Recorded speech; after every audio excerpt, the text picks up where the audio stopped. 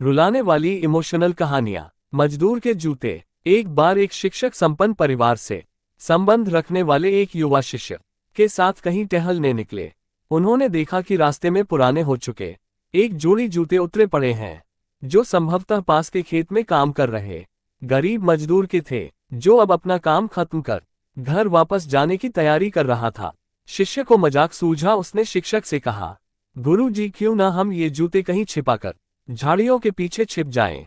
जब वो मजदूर इन्हें यहाँ नहीं पाकर घबराएगा तो बड़ा मजा आएगा। शिक्षक गंभीरता से बोले, किसी गरीब के साथ इस तरह का भद्दा मजाक करना ठीक नहीं है। क्यों ना हम इन जूतों में कुछ सिक्के डाल दें और छिप कर देखें कि इसका मजदूर पर क्या प्रभाव पड़ता है। शिष्य ने ऐसा ही किया और दोनों पास की झाड़ियों में छुप गए। मजदूर जल्द ही अपना काम खत्म कर जूतों की जगह पर आ गया। उसने जैसे ही एक पैर जूते में डाले, उसे किसी कठोर चीज का आभास हुआ। उसने जल्दी से जूते हाथ में लिए और देखा कि अंदर कुछ सिक्के पड़े थे। उसे बड़ा आश्चर्य हुआ और वो सिक्के हाथ में लेकर बड़े गौर से उन्हें पलट पलट कर देखने लगा। फिर उसने इधर उधर देखने लगा। दूर दूर तक कोई नजर नहीं आया तो उसने सिक्के अपनी जेब में डाल लिए। अब उसने दूसरा जूता उठाया, उसमें भी सिक्के पड़े थे।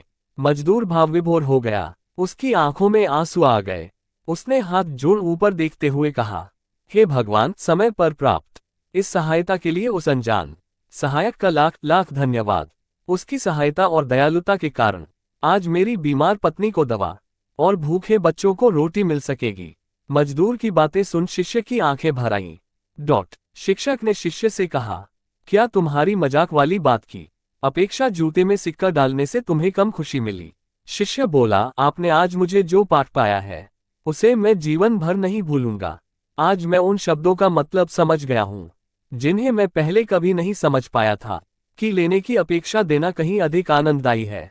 देने का आनंद असीम है, देना देवत है।